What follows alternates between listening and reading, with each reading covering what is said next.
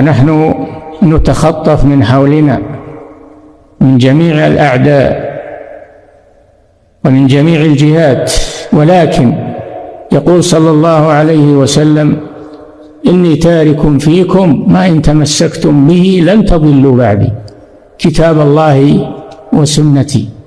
فبأيدينا كتاب الله القرآن الكريم، سنة رسول الله صلى الله عليه وسلم.